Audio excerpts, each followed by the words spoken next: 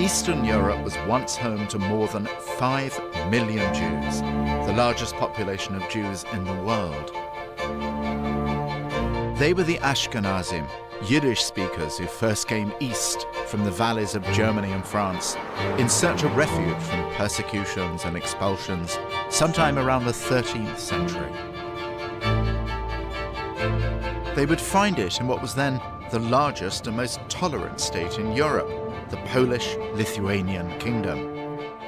Pragmatists, not sentimentalists, the Polish kings asked the Jews to harvest their taxes, allowing the Jews not just to settle, but to prosper. But when at the end of the 18th century the kingdom was carved up between Austria, Prussia and Russia, most Jews fell under Russian rule. For Russian merchants, this new Jewish population was unwanted competition. Russia's response was to expel the Jews from the major cities and confine them to the Pale of Settlement stretching from the Baltic to the Black Sea. Somewhere at the northern end of it, in the neck of these Lithuanian woods, were my mother's family, the Steinbergs.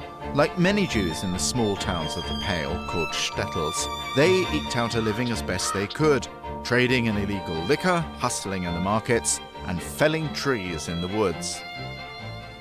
You don't really think about the Jews as woodland people very much. In fact, in Jewish tradition, the woods are where demons lurked. Yet somehow the Steinbergs and countless thousands of them had to make a living in what was called the lumber business. The rich Jews got to ship it off to Hamburg and places west. My lot would cut and stack and log and pile. In our family, there were stories of the wolf attacks. My mother used to talk about her great uncle showing off his wolf scars on his birthday. The Lithuanian Jews, the Litvaks, took a kind of pride in the harshness of their world. But it wasn't, at least, however harsh, a solitary life. Everything the villagers of the Shtetls did, they did together. They worked together, they sang together, they ate together, they lived together, they died together. The word individualism, I think, doesn't have a translation in Yiddish. They were never individuals. They were a kahal, they were a community.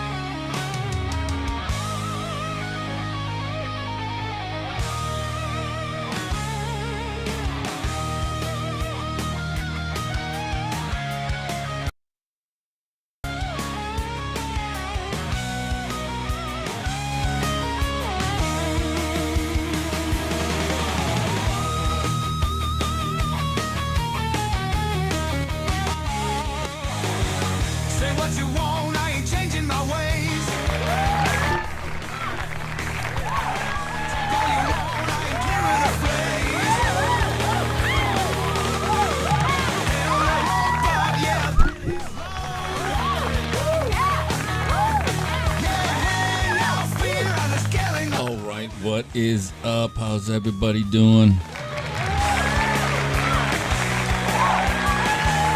Trying out some new royalty-free music. You have to. It's so bright I gotta wear shades.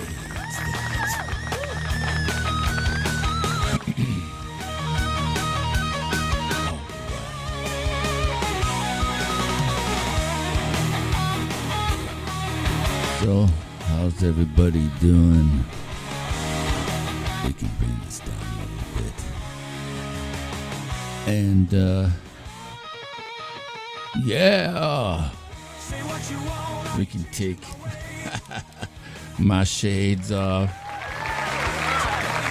and get us some cooler. Let's try a different type of move.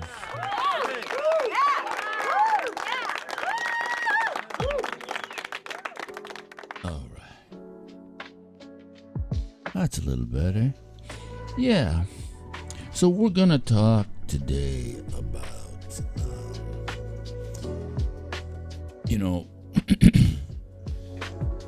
the whole anti-Semitic, just ridiculous.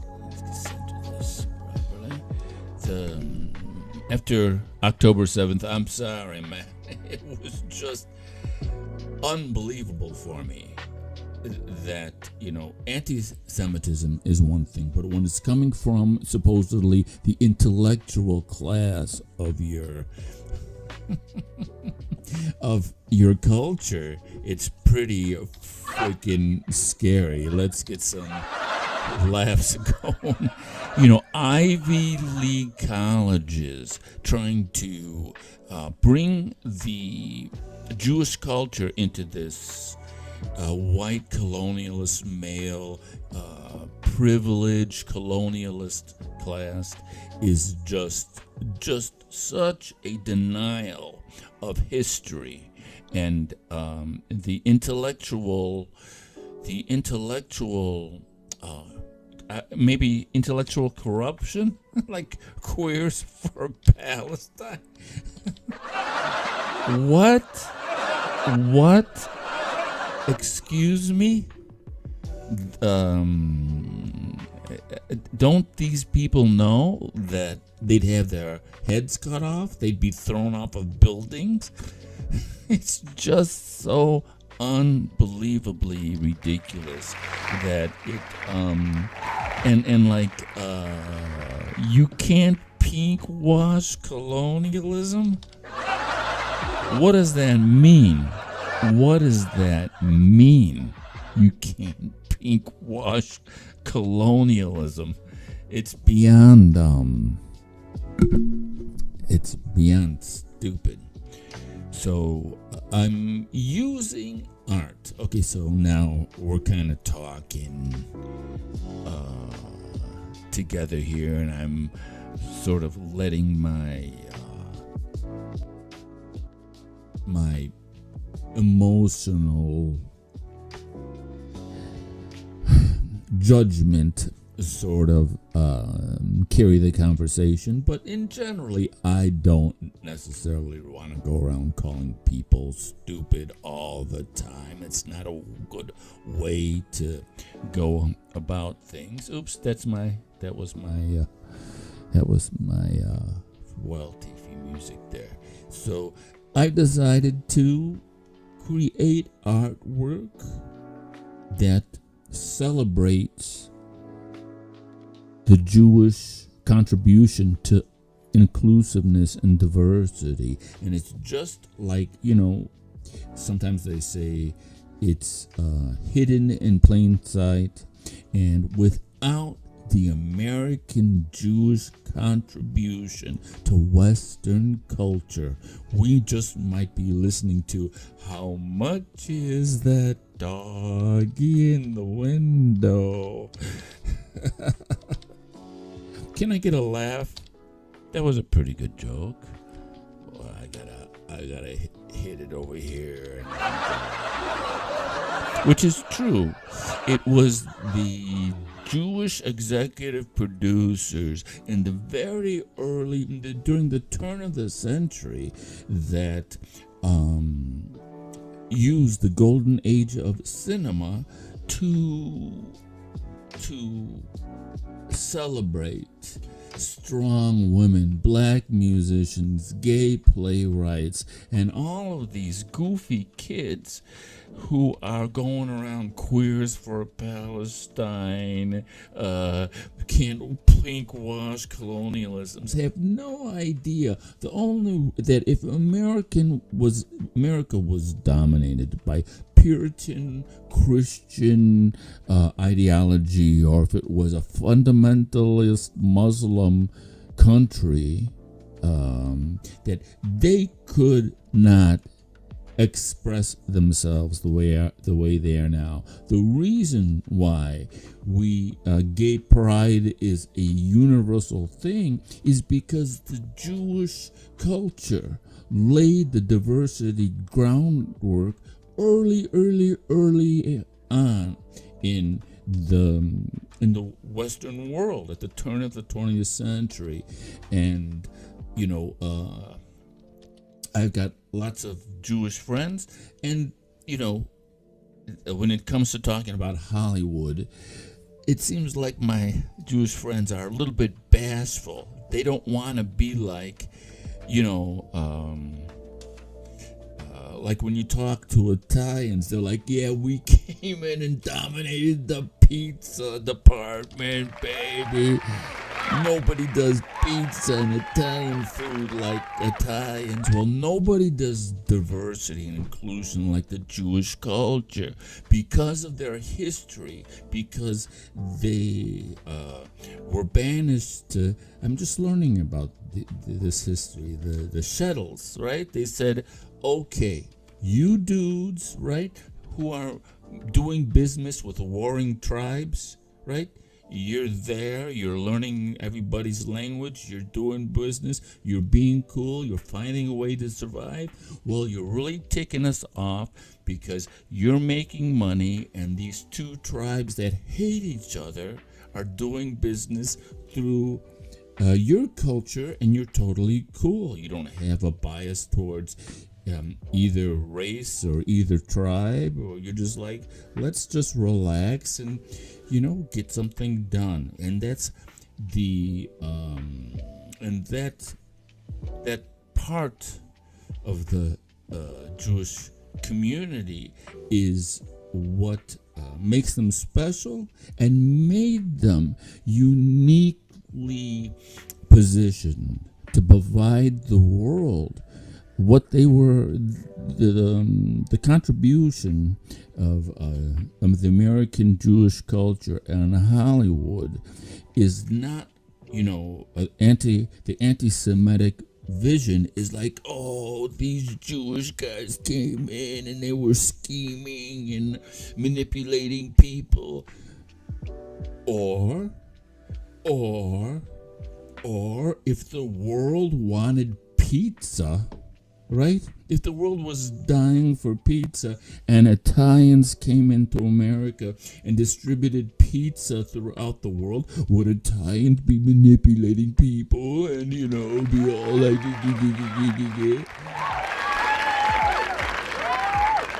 So, if the world was dying for ideas of diversity and inclusion, and to have underrepresented people celebrated as movie stars on the silver frickin' screen, if that was a desire for people throughout the world, then the American Jewish culture filled a need. And that's why you see this Jewish dominance in Hollywood, not because they, you could never, ever have Puritan Orthodox Christians funding Some Like It Hot, where you got Jack Lemmon and Tony Curtis cross-dressing. And Marilyn Monroe as sexy as, oh heck, man, Jesus. You could never have fundamentalist Muslim community bankroll Some Like It Hot. And even back then, it was they were like, wow, really? You think this will work? The diversity and inclusion that the LGBTQ plus whatever letters I'm forgetting, I apologize. All of that acceptance that we have today, you can see the roots all the way back in the golden age of cinema. And so for those who don't know my story, I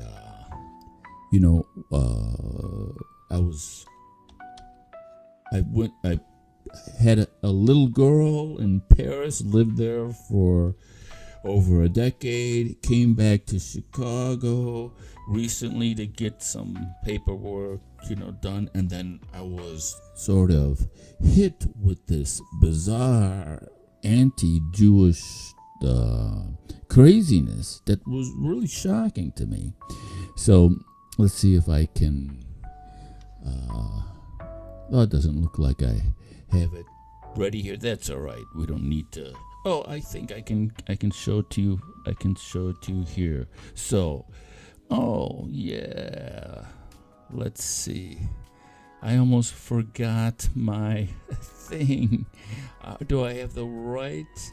Oh, I don't know if I have the right thing. Anyways, as we go here.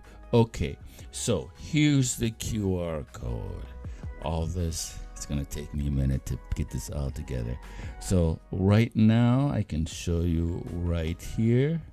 I can go like this right there. Boom, I'm going to go to my WordPress site. I'm going to go to customize. And now the timer. Well, let's see. I'll do it for you. I'll do it for you right here. Homepage settings. So now I'm gonna put up the. All right. I'm gonna put up the. Here we go. So we've got till the end of this broadcast. I'm gonna actually change this here. So, okay, we'll get back to the type. So, let's see if I can. And so what? There's different prints for sale of golden age movie stars, and this is sort of the flagship print. This is 3 feet by 3 feet, and it's on sale right now for 50 cents a centimeter squared. This story is worth way more, but this is a museum quality print, and so I'm gonna show you my story here, and then I'm going to just play it and shut up. Okay, here we go.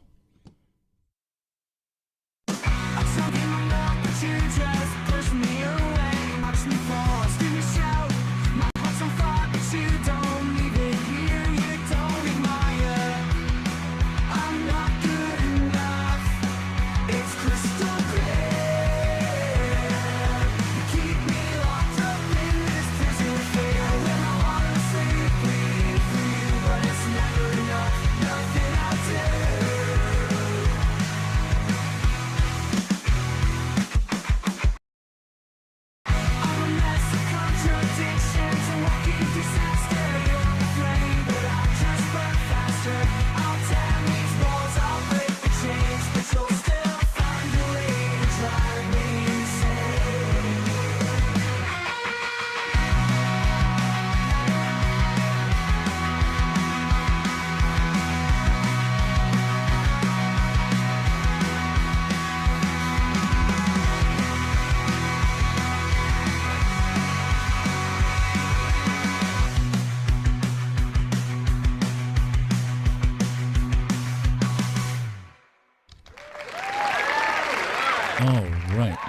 So that QR code will take you to the website, and this poster is 3-foot by 3-foot laminated poster, museum quality heirloom print.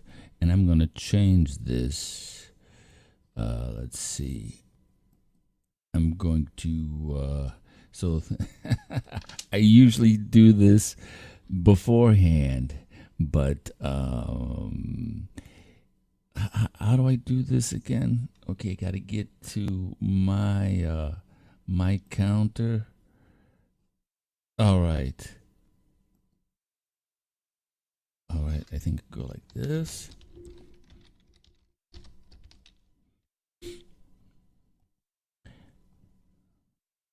Alrighty, looking good. We'll put on some, change the counter. And so for anybody who wants the counter to do what I'm doing, this you can do it like this. This is free. So offer ends. I want to change the counter, all right, to what is it? 11:30. So we're gonna say 12:30 p.m. So an hour. Okay, now watch the magic. We come here, refresh the page. All right.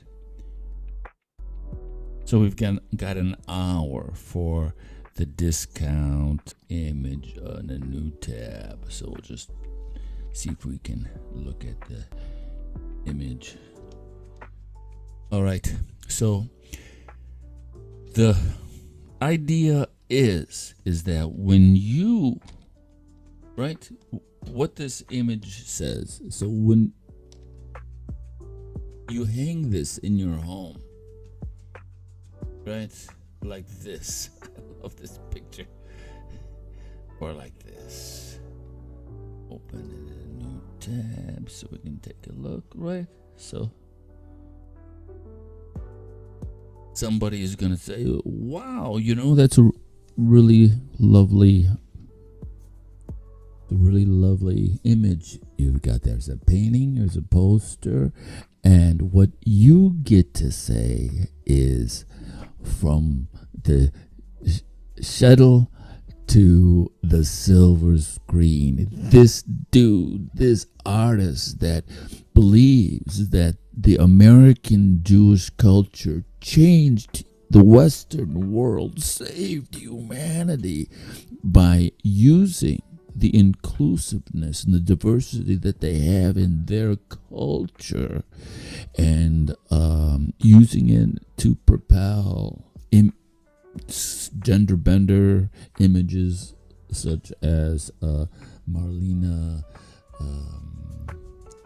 Dietrich. Let's see if we can get even a closer. And so it's not letting me, whatever. Okay, we'll go back. And we don't need 2 QR codes there. And the idea is to celebrate rather than point fingers at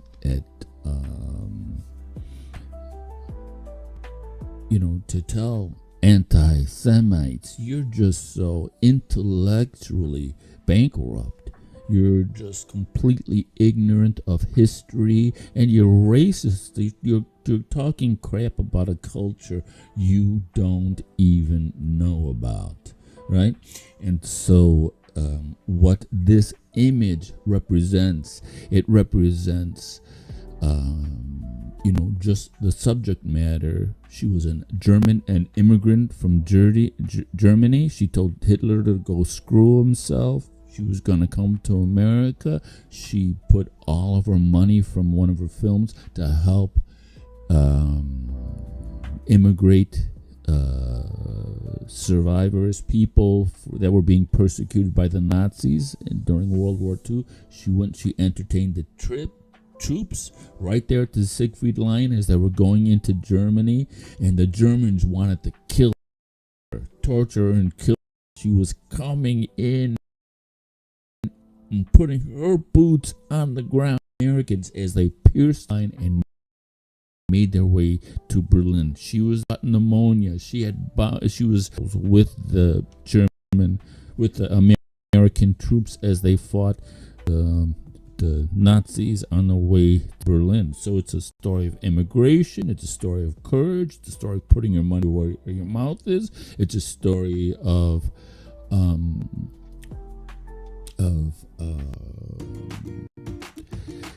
do we get a commercial? I think we got a commercial. Or not. I don't know. With the music, sorry. Anyways, so that's the image, what the image tells. And then you go to my own personal story where I proposed this as a mural in the supposed DEI community. And I was rejected not once, but twice, and told by a community leader that I don't have a chance in hell to make this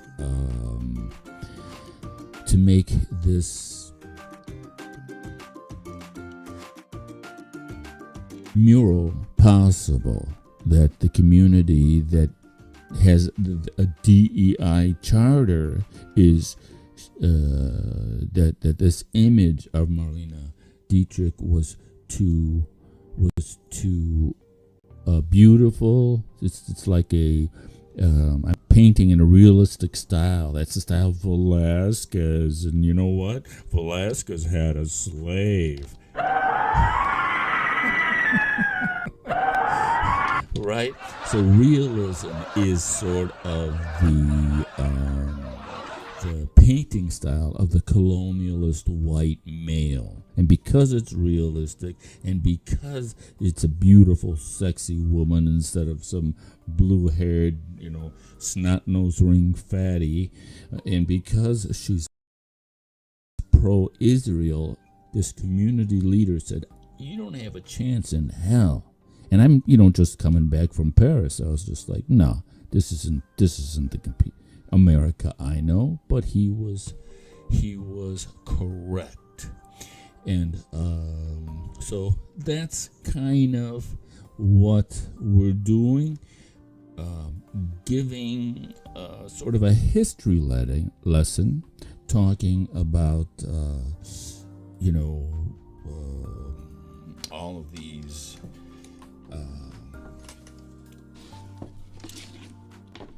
of these subjects from a cultural and a historical position. And let me see here, can I go like this? Yeah, okay, so here's my desktop. I'm going to show you my 10 to 60 second painting atelier right here. Hello. And I just decided from my own education what the pogrom was, which was unfamiliar to me. But there are times in history where the Jewish culture was, they were like, look, you guys are just, too much of you're not taking a side, man.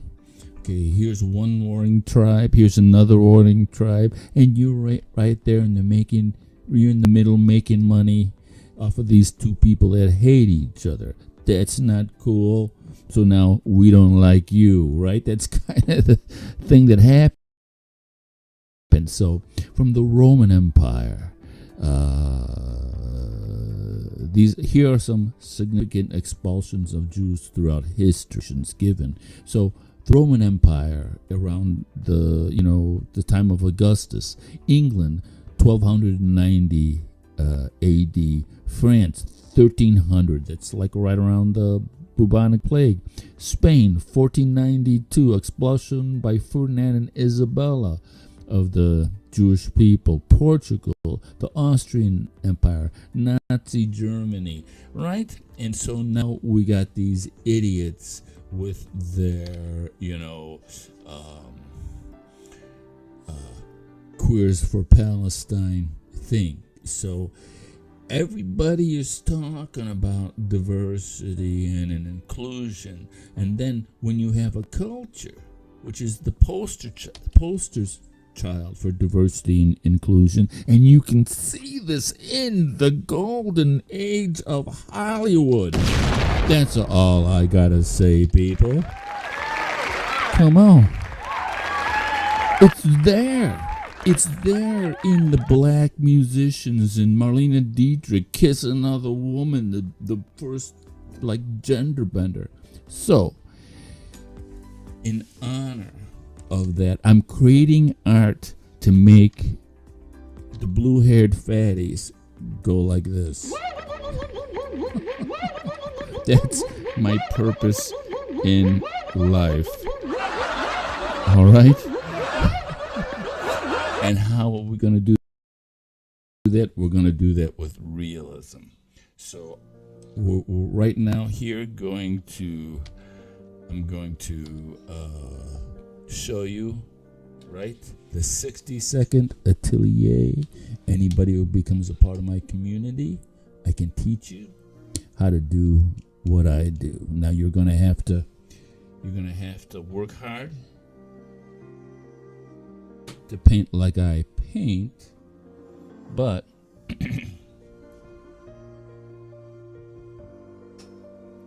took me 20 years to paint, to get my chops down. So 10, 9, 8, 7, 6, oops, the light. Push the light up. 6, 5, 4, 3, 2, 1, and we can turn the light on there. All right, does that deserve a round of applause?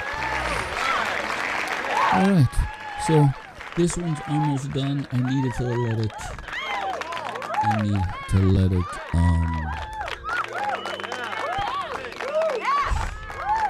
dry and to let it cure. Right? And let me show you the technique that I use, all right? So, I'm going to go here. All right, I have another, all right, so. And I've, if you purchase a print, if you purchase a one-of-a-kind print or become part of my community, I can kind of show you what's up. So we always start upside down, okay? And I can't really see the computer screen, so I'm flying blind a little bit here. Okay, so that's not what I want. I'm gonna go here. All right, and here we are. We can get a little bit bigger, and I want to go to. There we go. Rock out with your block out. Do is you turn it upside down. All right, then you begin with the structure. You begin with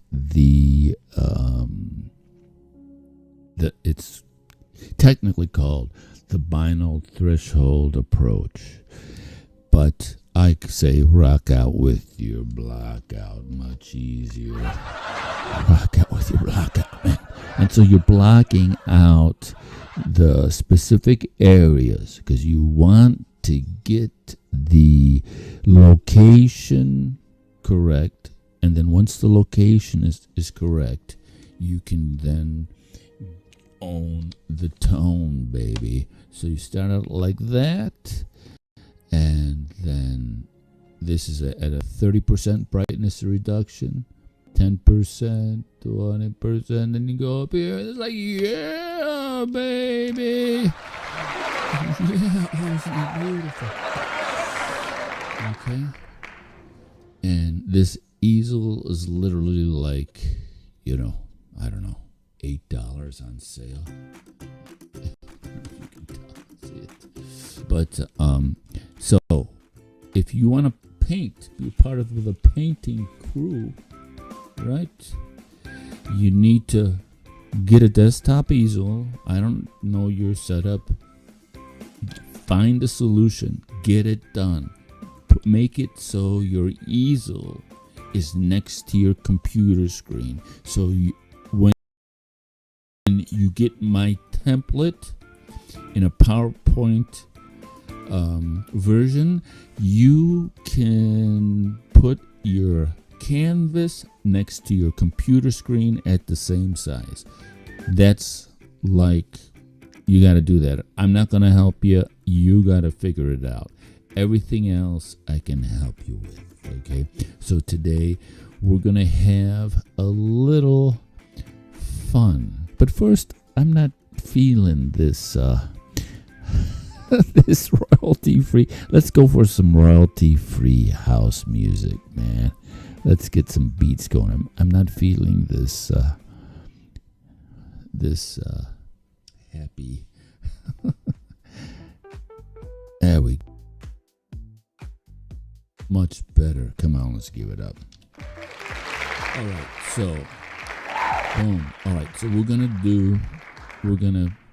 here's my tones. Can you see the tonal painting method? And so when you're doing color, you just set up your colors just like this. And this needs to dry. I want to go in here to really just completely going for the kill. So we're going to put Marlena down for a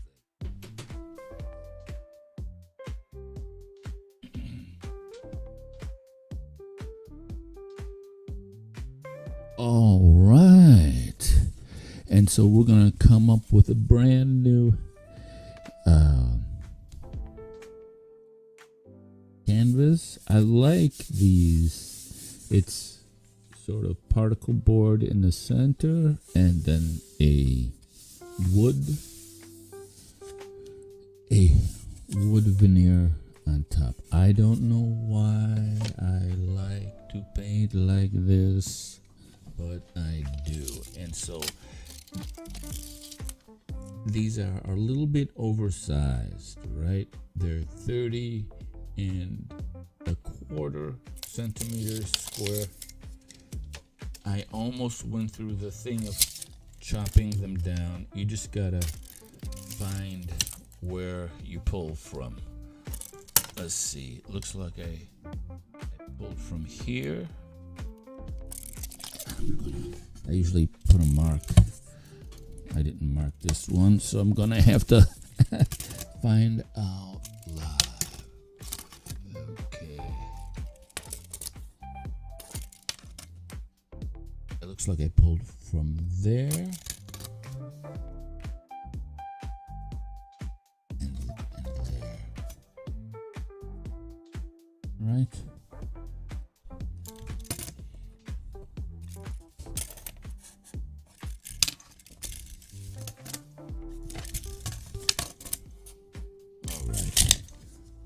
Whatever. Doesn't matter that much. Anyways, so you start out like this, and we're gonna start with another.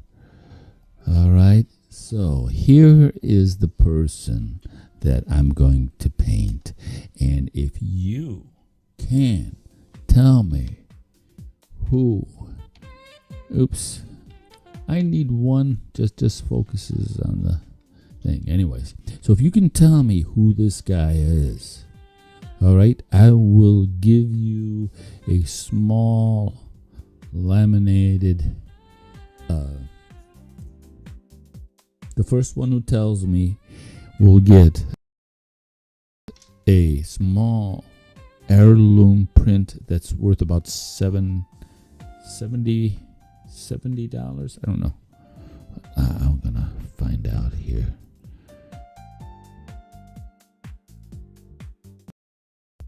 Print collection. Let's see. Can't see.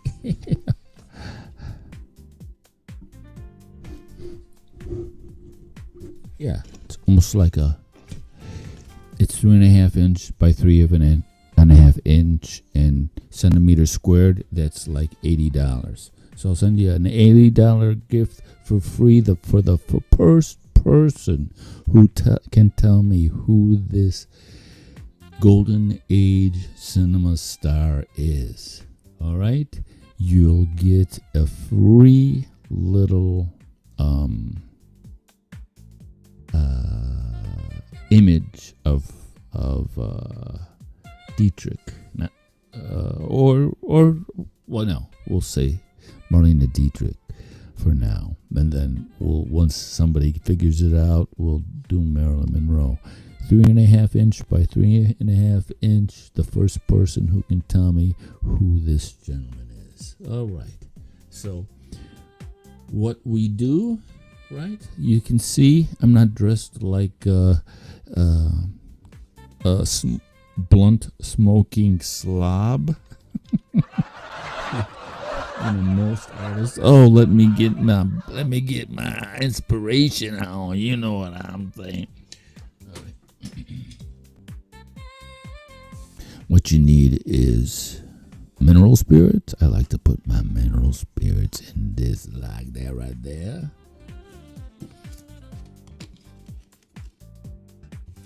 I've got a small sort of cutting board. That's, any little minor spills. I've got a Kleenex box and some old napkins that I can put down here. And then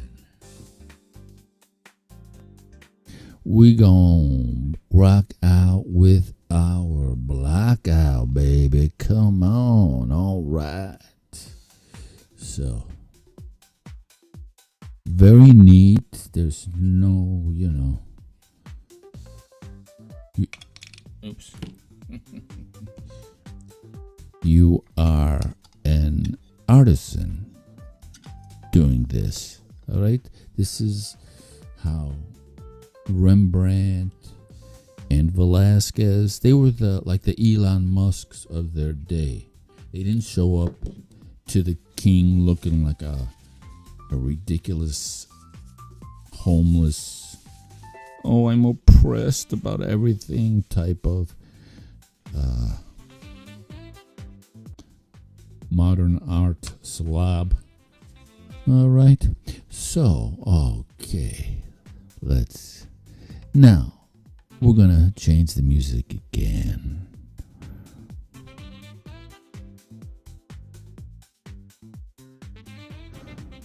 We're going to go, where is it? There it is. Okay.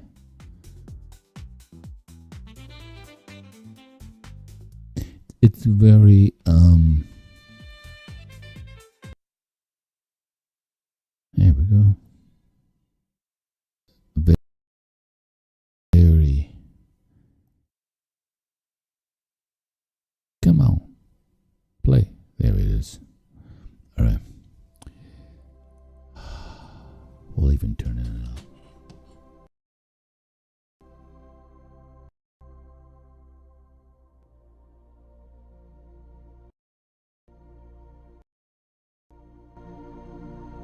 Yeah. So, why this is so meditative, and the reason why we turn it upside down.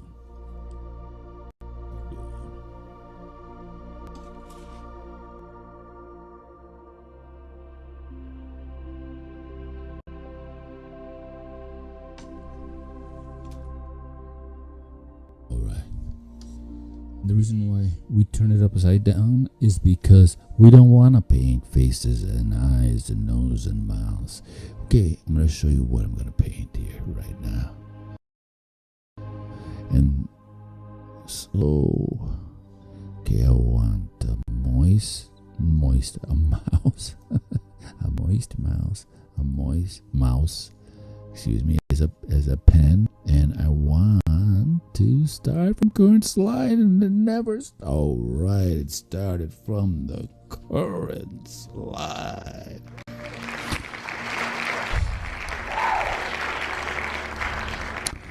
Okay, So this is what I'm going to paint. You see this? All right. This looks like a bird. Oops. Technical difficulties.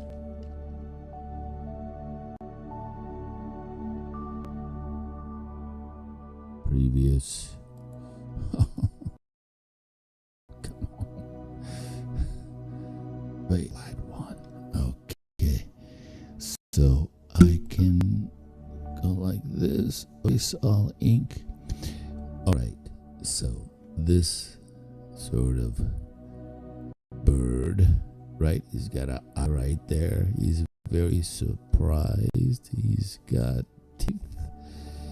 And he's got like that Martian. Remember that Warner Brothers Martian? So he's got one of those hats on. And he's got two hands that are coming out his hands. Like, oh my God, these are the fingers here. And so, right? And these are like arms or whatever. So that's what I'm going to paint, is sort of this creature that I've just invented.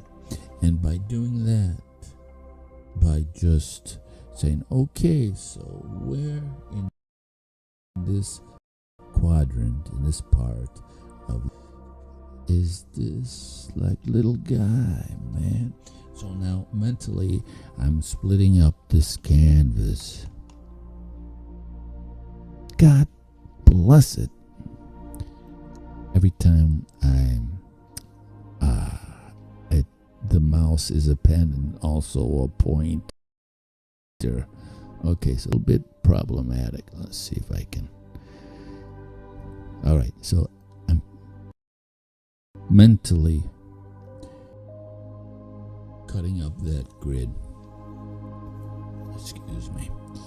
And I'm going like that. So about halfway up there is where that kind of right in the center is where that hat thing starts.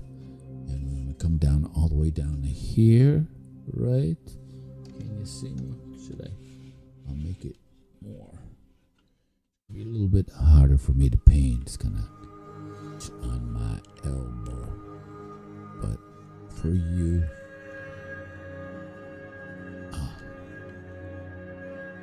how's that?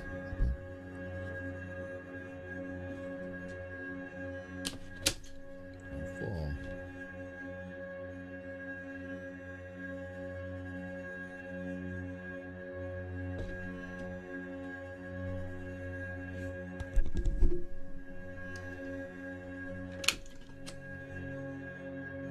Go. Oh, go. Right there. All right. And some light on the subject. All right, so where were we? Yeah, weird sort of funny Martian bird dude. And so that little nose thing comes about right midpoint to there. And then this kind of comes right here. And I'm not really thinking about anything. I'm just looking to recreate the shapes that I see in the location that, and you know, after a while you don't really need the grid, but when you're starting out, the grid helps you rock out with the block out. Okay, and so you come in like this, man. Now, during this process, if you wanted an adult beverage, after you've set up all of your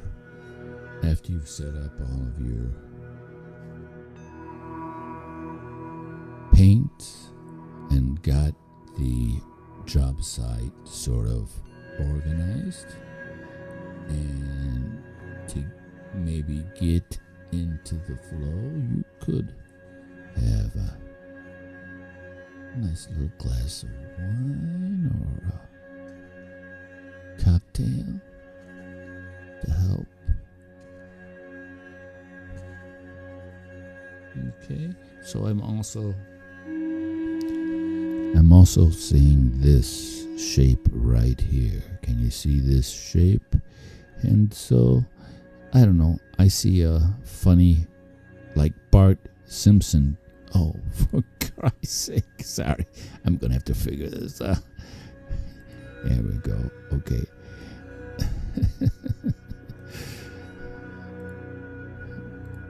Okay, this Bart, like there's a nose right there, mouth right there, right? Or what do they call those?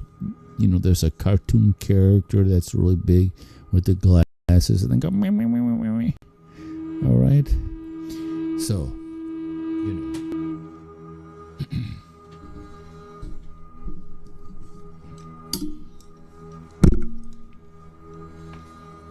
Oops. There we go. And then you want to keep one brush per. Right? And you go in there, boom, boom, boom. Make your little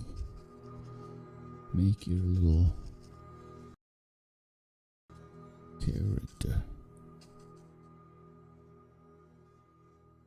And what's great is if you notice your breathing starts to change, right? And all right, so now you want to work the canvas. You want to work the whole canvas at the same time, and so now here's this shape. You know, use your imagination. Make anything you want out of it. So it intersects the line right about there. And then it comes on in. Right? And see how neat this is? See, I'm in a suit and tie just like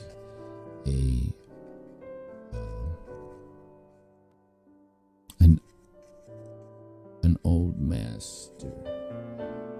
Okay, so it's coming in about 2/3 of the way in and 1/3, and it curves in and goes down like that.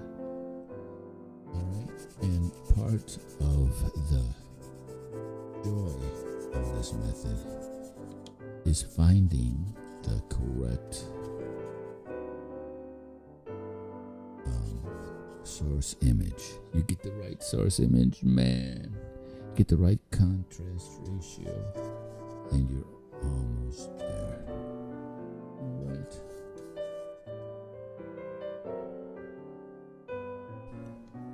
Don't ask me why I like these wood panels. The Mona Lisa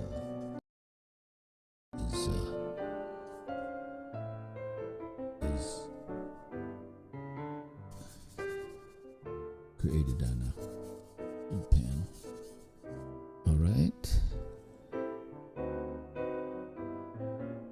And I'm a little bit. Is this my meditation? I don't know. It's cool, but it's part of my 4-3-2. So I guess this is piano 4-3-2. All right. So yeah, who is this guy? Who is this? Whoever tells me first gets a free museum quality heirloom print, 3.5 inches by 3.5 inches. It's $100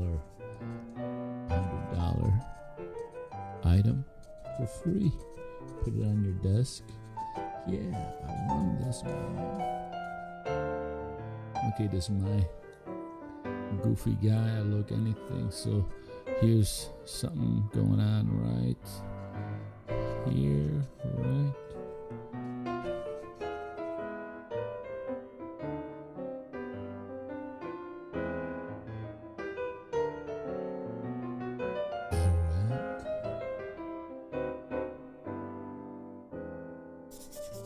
And there's many places in this world where a blackout has more value than most people's entire painting careers.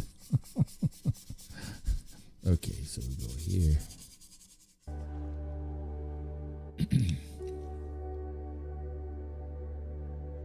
Let's lock it in there.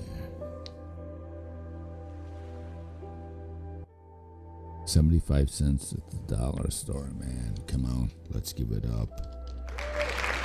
75 cents at the dollar store. Titanium white. And so now that I've got all of the sort of technical broadcast issues, trying to get everything that I wanted to do as far as the broadcast thing, setting this up so I could kind of paint. I'm going to be painting on TikTok, and I had to find a way that I could have my actual business desk and my atelier desk happen seamlessly. So I came up with a 60 second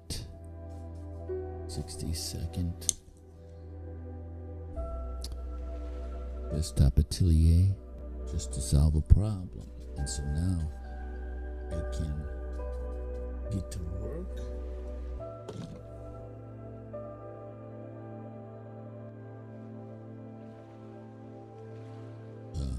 And I can get to painting in no time flat. The two are seamless.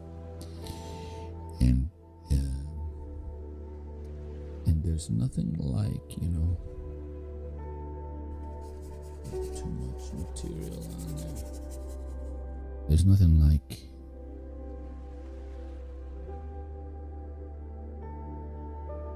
working on a painting, and you kind of lose a little perspective, but then you come back to it in the morning and you're like, holy crap, did I do that? Because when you paint this way, you use a different part of your brain. Because I'm not thinking, oh, I want this to be perfect, man. I want this to be so perfect. When I give this to this person, he's going to be like so impressed. That's not going through my head.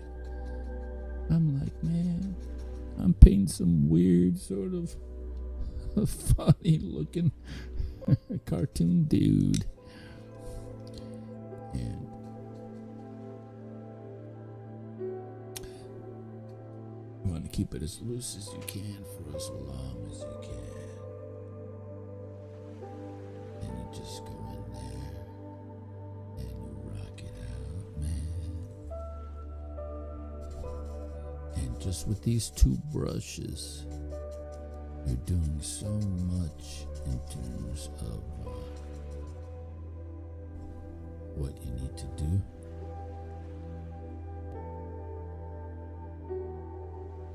Alright. Look at that.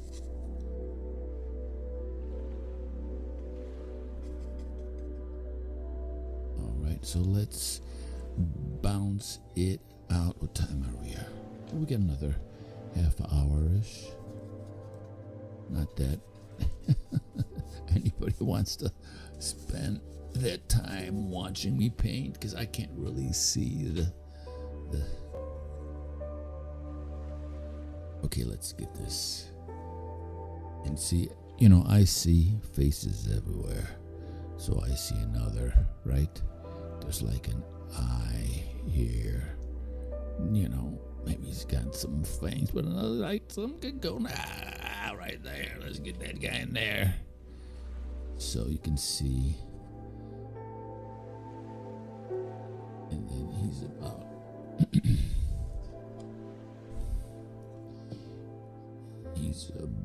where is he? He's about halfway, right? He's halfway. He comes down to about here.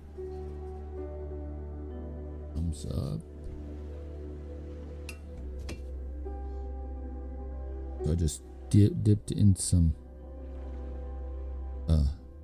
spirits and then tapped it on this.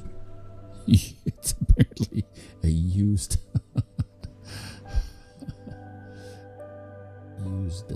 napkin. You have to. It's got strudel on it. I had a strudel. Okay, yeah, something like that there.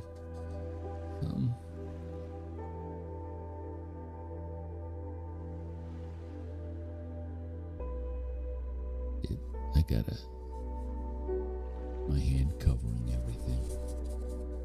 That's a little bit different.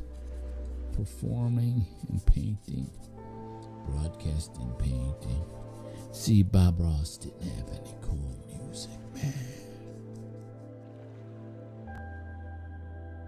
So this is not about happy accidents. No. This is about strategy, securing the perimeter, going in for the kill. This is a war between you and yourself. You're going to be some egocentric, forward-thinking, I'm going to look, this is going to look so great. Everyone is going to love me. They're going to ooh and ah. I better make the lips absolutely perfect. Right? That's what's going through the brain. 99% of the artists out there. I gotta make this look so good. And then you can see it in their work. You can see it in their work. Then right here looks like,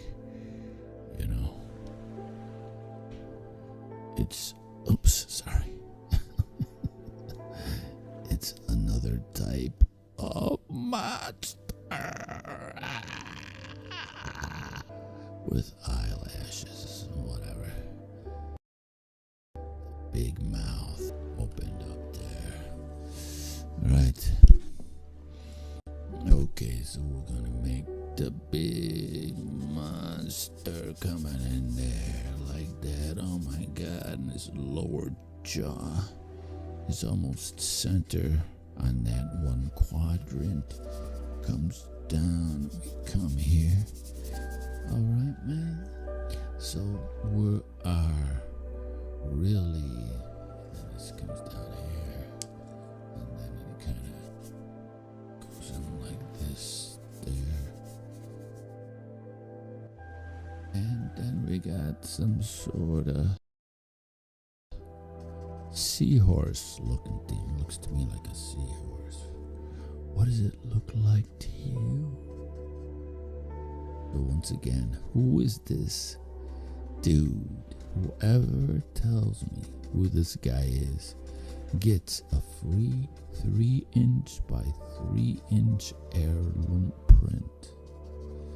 $100 value for free. I'll take care of shipping. All you gotta do is tell me up. Who is this guy, man?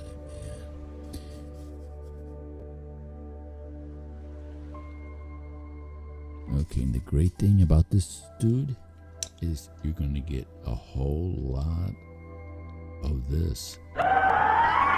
Is he there? Yeah, okay. Yep, this dude is gonna... He is a diversity hero in my book. And he is, no one talks about him because he's so controversial. Who is he?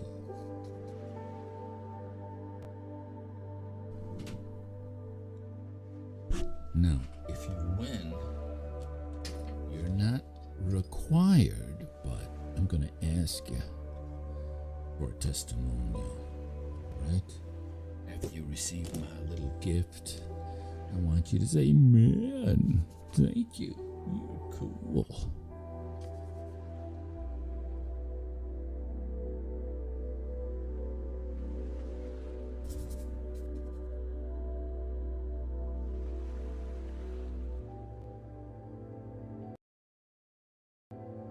Alright. I can bring that over here.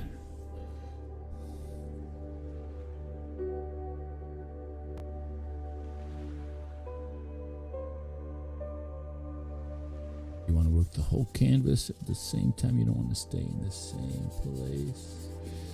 Keep it as loose as you can for as long as you can. And when you're in doubt, blur it out.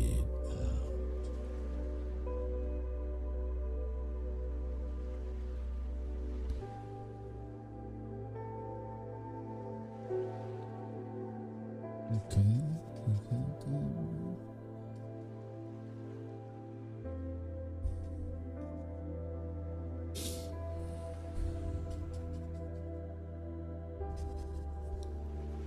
Yeah, baby. Come on. This is the mindfulness painting method. There's no other method where you meditate and create an asset class. Art is an asset class, people.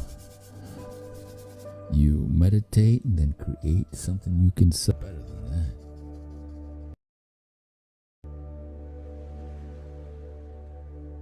I know so many people who says, I hate meditating. It's so boring. Yeah? What if you sell your painting for $2,000? Would it be boring then?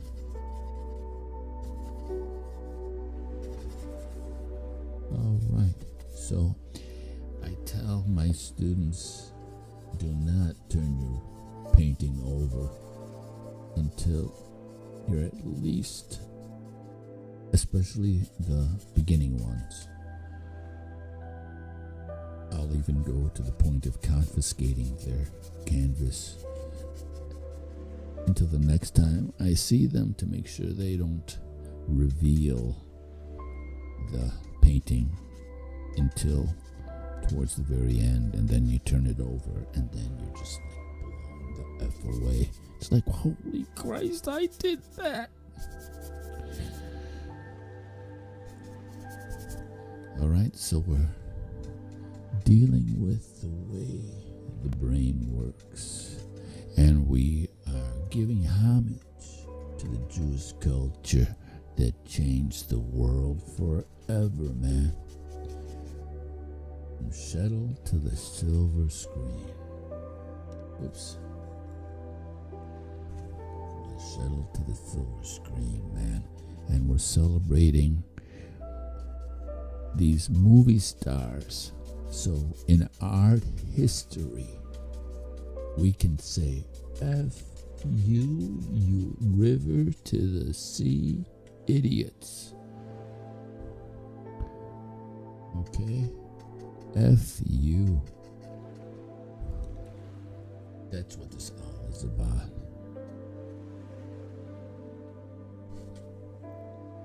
All these pseudo-intellectual morons.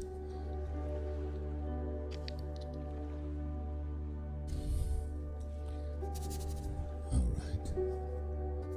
So once again, who is this guy, man? Who is this dude?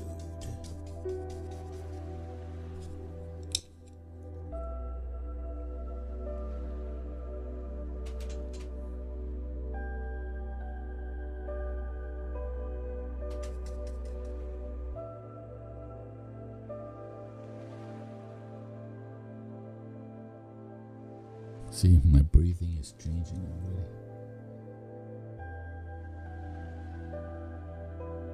And can you imagine? Right? Your daughter or your son or somebody you really have affection for.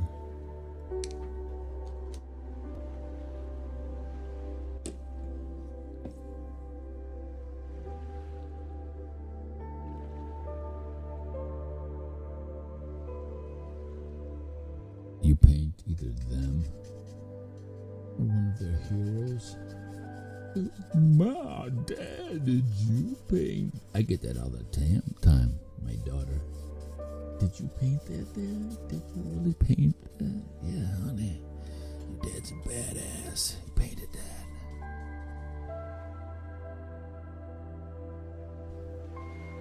So, okay, I think we're at. So now I'm gonna do for you what I forbid with my students. Okay? And there will be a time when I stop breaking my own rules, but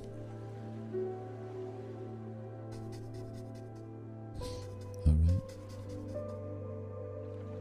So if you've got a gallery, or if you've got a party, you want me to paint live,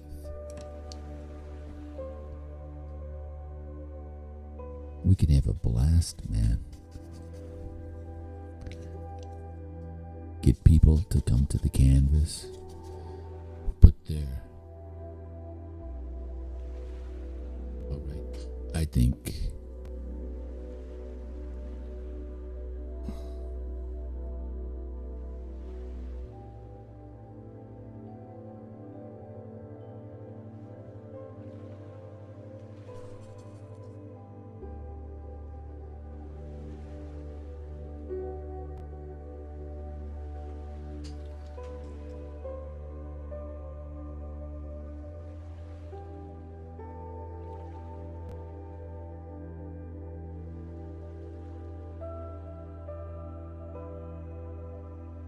I'm not leaning back as much as I usually do because I'm talking to y'all. So, but you definitely want to be moving away from the canvas.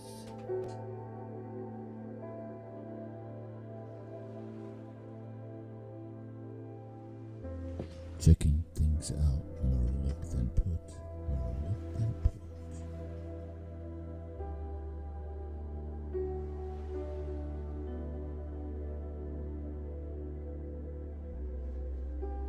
You see where I'm off? Come on, tell me. Tell me where I'm off.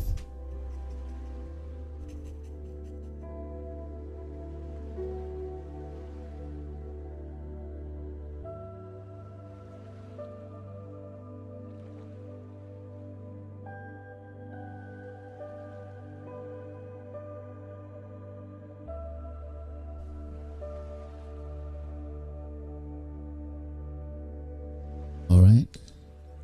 So, I've got to end the party here.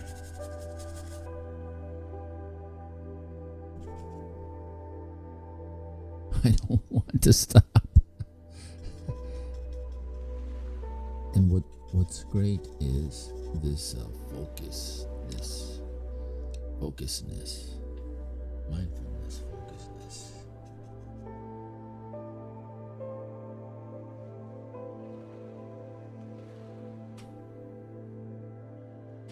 The brain craves it.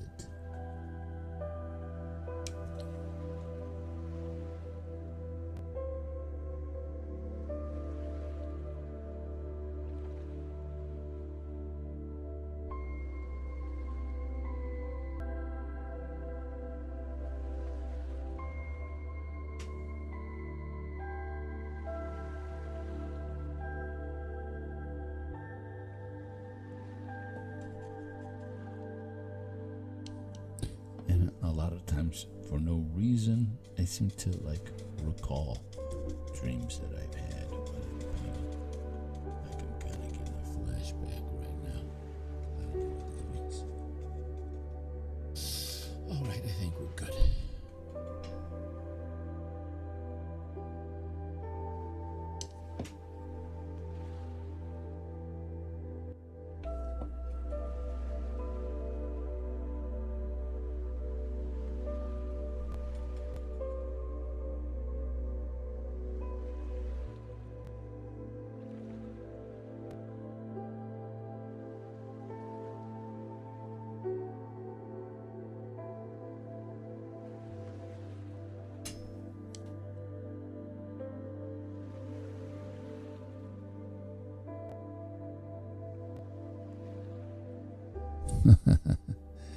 Okay, I'm starting to lose myself in the painting, man. I'm seeing other things I need to adjust.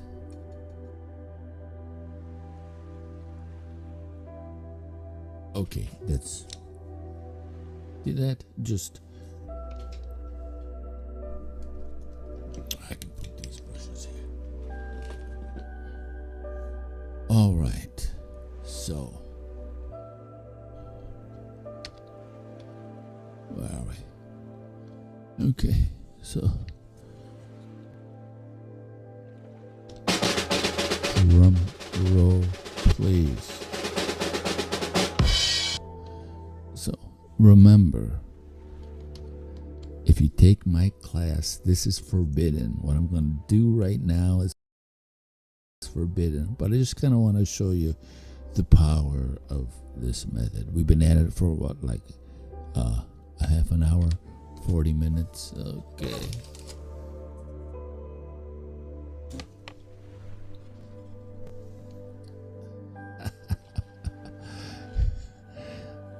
Rock and roll, baby. Rock and roll.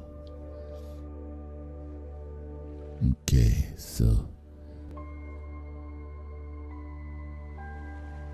you can tell the personality is already coming out.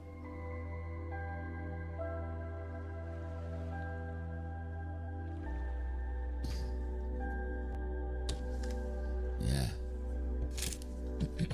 So that is, let me secure the canvas, put the light up, remove the mic.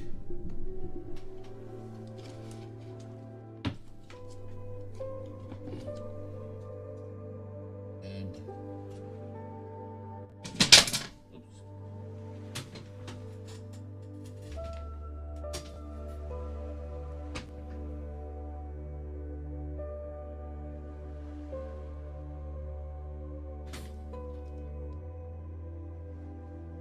10-second atelier, 60-second atelier, and 9, 8, 7, 6, and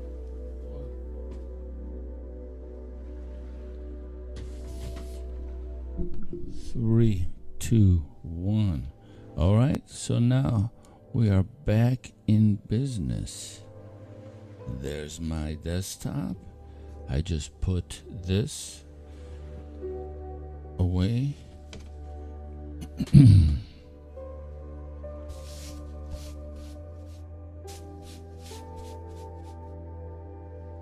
I've got a little bit of right, dip it into the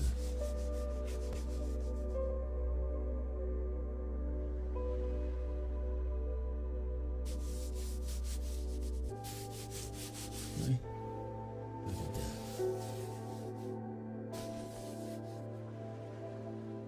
Beautiful. Got some crumbs from my strudel. All right. Come on now. Is that cool or what? So, like we were saying,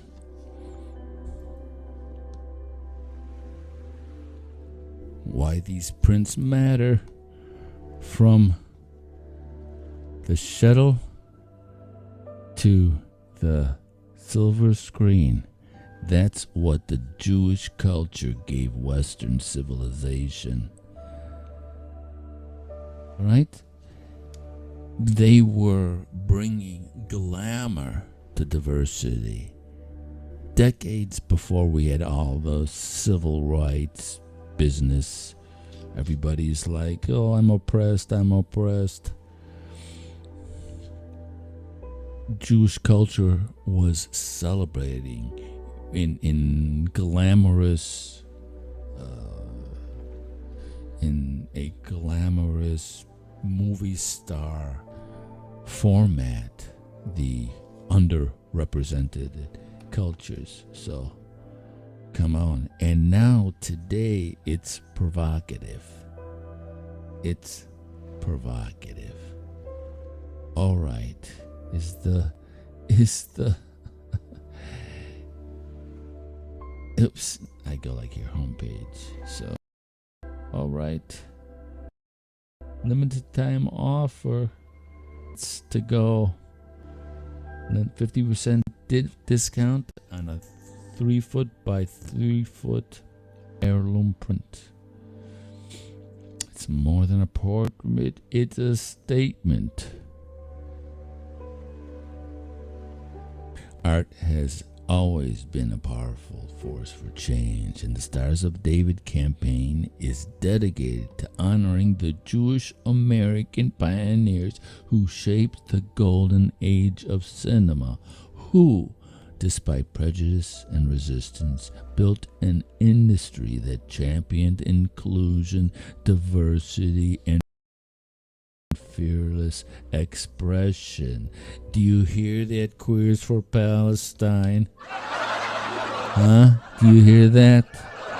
My artwork is so much cooler than yours. Do you hear that? No pride for genocide, goofballs.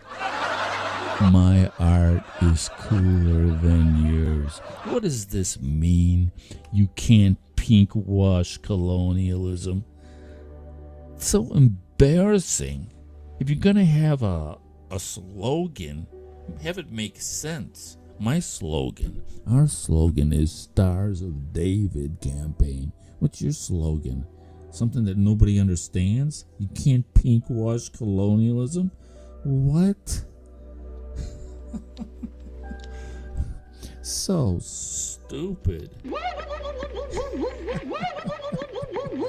And that is what we're going to do to this anti-Semitic culture, uprising, retardation. What do we say there? Anyways, Stars of David campaign, baby. So I'm going to be going live on TikTok. This is sort of a pre-launch because we're going to be going on sort of an international adventure, and the goal is to take this to the streets in terms of painting murals in Israel, or maybe in Gaza, of the new Gaza, Trump's Gaza, armed guards painting Marlene Dietrich. Come on. That's how we go. Protect ourselves from suicide bombers. That's what we're up to. That's what we're going to be doing. All right. That is the plan. Stars of David campaign. We're in a pre-launch. We're not looking for investment money. We're looking to sell artwork to fund this campaign. Pro forma, this is going to be a huge step. I can tell just from the response I'm getting in terms of, this long form thing. The response I'm getting is just unbelievable. So, once again, before we leave, we can erase. Let me show you guys what I'm doing. Okay, well, we can erase everything. Erase ink on slide. We can end the show. And the question is,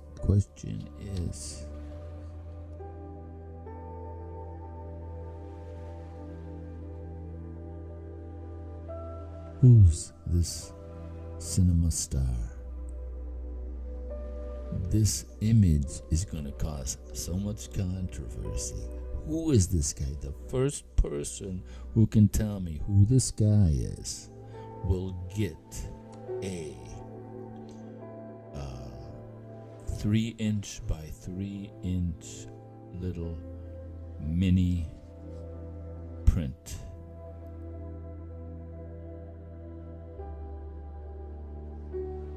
Right, where is it? Right here, print collection. Okay, I'll have this. I have to update this site, so you'll see. I'll have a image, relevant